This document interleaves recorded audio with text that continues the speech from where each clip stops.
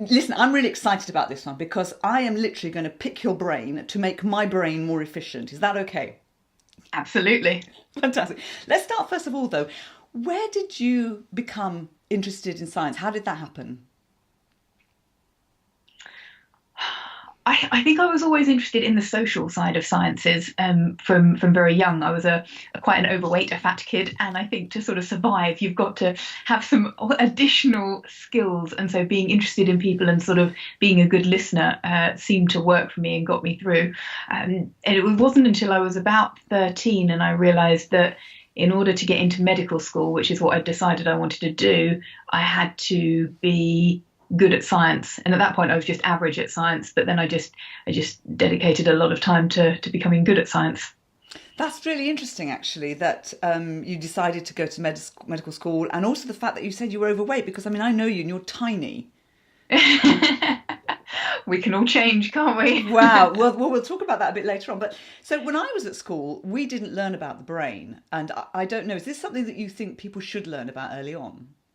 Oh, absolutely. And I think so many organizations would be in a better place now if their employees had learnt about brains when they were children. So, from a child's perspective, if they knew how they learnt, then they could become better learners more intentionally. They would be able to protect their own mental well-being and development more intentionally.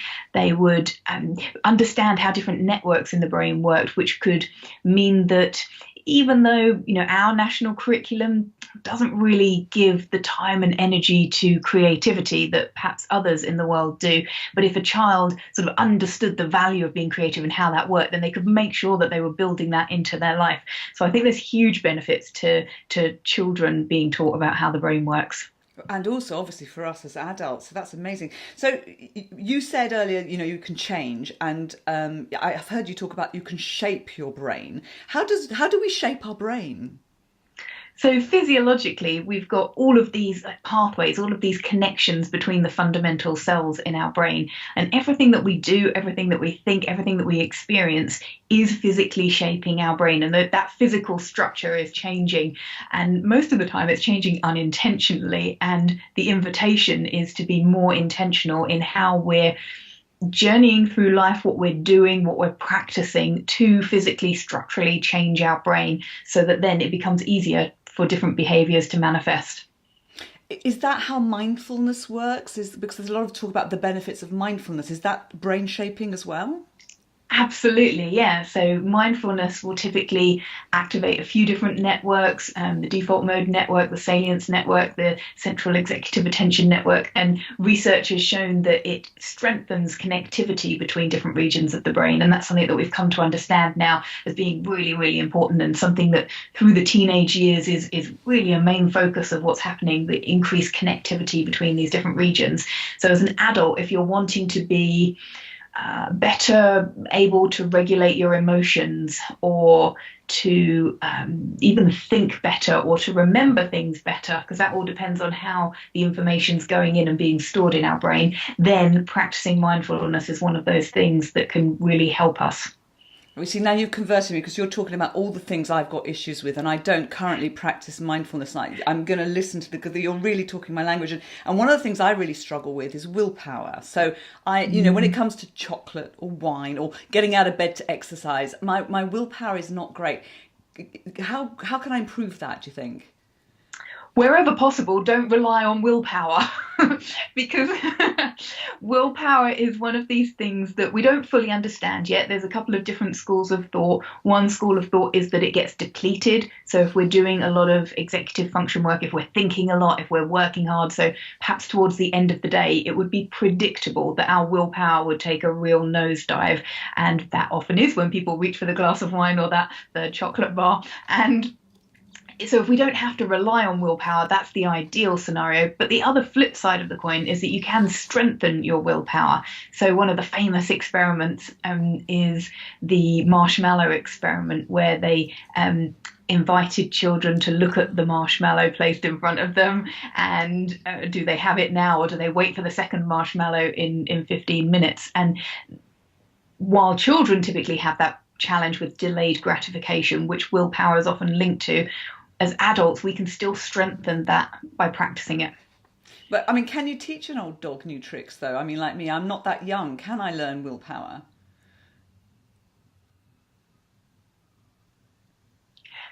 Absolutely. You can learn new skills. You can strengthen existing skills. So you can get better at exercising willpower. And wherever possible, I wouldn't rely on it. So if you can only have chocolate in the house when you want to eat the chocolate, the same with the wine, or it, utilize nudges is another thing that we often talk about, it to trigger behaviors so that you don't actually have to think about it and you don't have to use your willpower to drive you to do it or to overcome something to do it, but it's almost you've made this advanced decision and then your environment is shaped to nudge you into doing things. I like that. I'm going to do that. So you talked about memory as well. I find that I have a real issue with information overload, and I think that affects my memory. Can I do anything to help my brain to remember and pull things out of my memory? Well, I think there's a couple of things around that. I think it's great that you've got the awareness that there's an information overload. Many of us are in this space. In order for something to be stored in the brain, then it's really important how it goes in. So we've got to pay attention to something in order for it to be catalogued. So the first step is, well, how can I create an environment where I can pay attention to whatever I need to do to get it into my head?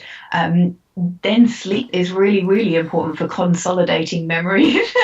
I know it's none of the news that anyone wants to hear, but unfortunately, the best thing then, if you put some information in your head that you're going to rely upon, is to have a nap or, go to bed, and then the next morning it's more likely that you'll be able to recall it. And the other really great thing for memory consolidation is to recall the information frequently. So they talk about stepped recall. So after an hour, after 24 hours, after a week, after a month, to try and call that information back to the front of your mind.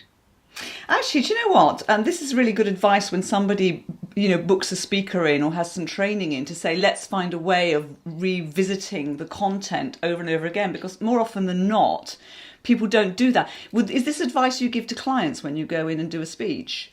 100%. Yes, I think a lot of times clients are not thinking about the long term. They're thinking about one-off events and getting the keynote speaker in to deliver that and then it's done. But actually, for their conference, for their event to stand in people's minds, you want them to be embodying and working on the information that they've heard. So the best thing that they can do, or one of the best things, is certainly to ask any speaker to provide small chunks of recapped information. It doesn't have to be new content. It can be recapped content in different mediums that they can then drip feed to their audience over a period of time. It's a brilliant, brilliant idea. Love it, love it, love it.